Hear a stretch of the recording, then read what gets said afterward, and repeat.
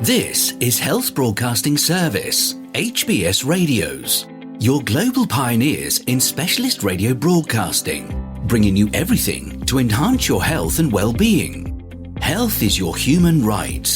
HBS, your partners in everything about your health and well-being.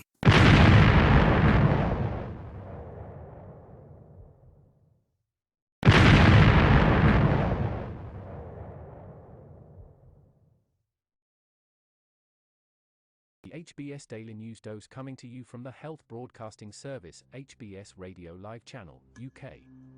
Young adults with disabilities find community on social media. Frustrated by what they felt were misperceptions of people with disabilities, Logan Kelbel began posting dance videos on TikTok and bold, colourful fashion and makeup looks on Instagram, often with their feeding tube on full display. Kelbel, a 22-year-old living in West Virginia who uses they and them pronouns, said sharing glimpses of their life with a feeding tube and Ehlers-Danlos syndrome EDS, a rare disorder that affects connective tissue and causes chronic pain for Kelbel, has been a way to show the world that people with illnesses or disabilities are not defined by their conditions. I started the account just honestly to make friends, because I didn't know anybody who had what I had, they said. People often will treat me differently or feel sorry for me, or almost pity me because I have a feeding tube. Disabled people are not physically the same, but mentally, we are just as capable of being complex and intelligent people. Kelbel and Nicole Spencer, a medical student who also lives with EDS, are among a number of young people using social media to fight misperceptions of disabilities and talk frankly about their mental and physical health. Their use of social media is especially poignant at a time when social media companies are reckoning with backlash from lawmakers, health experts, and even their own users, who say apps like Instagram and TikTok encourage people to post glossy highlights of their lives, leading to lower self-esteem among young users. For example, Facebook, which has since renamed itself Meta Platforms, was the center of controversy last year when whistleblower Frances Haugen leaked documents that she said showed Facebook knew Instagram was harming some teens' self-image but failed to address the problem. The company said in response that the documents were used to paint a false picture. The key for users is to avoid mindlessly scrolling social media feeds and passively consuming content, said Jacqueline Sperling, a clinical psychologist and co-founder of the McLean Anxiety Mastery Program at McLean Hospital in Cambridge, Massachusetts. When you're scrolling through the news feed or other people's posts, that creates an opportunity for comparison when you may notice someone else has more likes, she said. Social media can be rewarding when used to facilitate real connections, like making plans to meet and spend time together, Sperling said. Translating online scrolling into real-world impact has come naturally to Spencer, a 24-year-old medical student at SUNY Upstate Medical University, who was diagnosed with EDS and postural orthostatic tachycardia syndrome POTS, which affects blood flow and leads to low energy. Spencer has packed and shipped more than 400 personalized care packages to kids and young adults with chronic illnesses through an Instagram page she oversees called Potsy Packs, funded by donations. Typical items in the care packages might include electrolyte drink mixes or compression socks. But they also include fun items like stickers or tube tape with colorful patterns, which can be used to tape feeding tubes in place.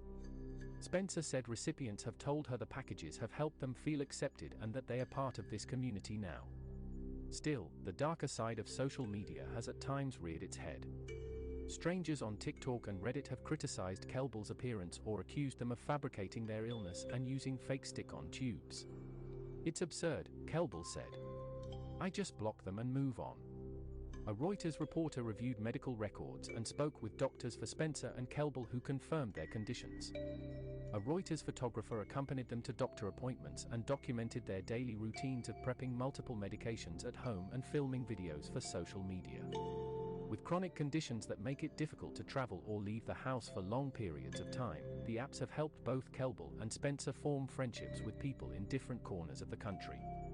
What began as direct messages on Instagram eventually became near-daily FaceTime calls between Kelbel and 3 friends. Forming a connection with the friends, all of whom also live with a chronic illness or disability, has helped Kelbel move past difficult times. They genuinely saved my life several times, said Kelbel. Some followers have also helped support Kelbel by purchasing items through an Amazon wish list or sending donations. After several life-changing experiences, which she said included losing her childhood best friend to cancer and then living with her own chronic illness, Spencer's plan after medical school is to become a pediatrician and work with children and teens as a doctor who can relate to them. Through all of the experiences that I've had, through being sick myself or seeing my friends go through much more challenging illnesses, if I could make one kid feel a little less alone, that would be my dream, she said. Feel free to connect with us on our Facebook platform at Health Broadcast and our website at www.healthbroadcastingservice.com.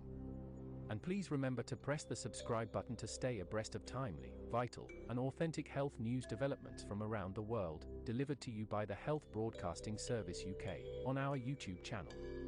We will bring more updates as news develop. Stay safe and remain healthy. Bye for now.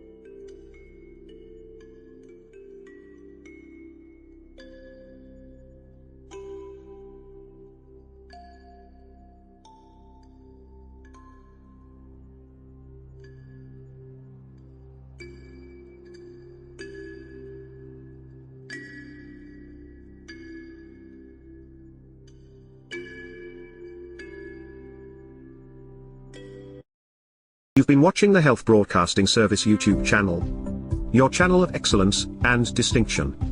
Pioneering specialist radio broadcasting. Giving you the best experience. Subscribe to our channel.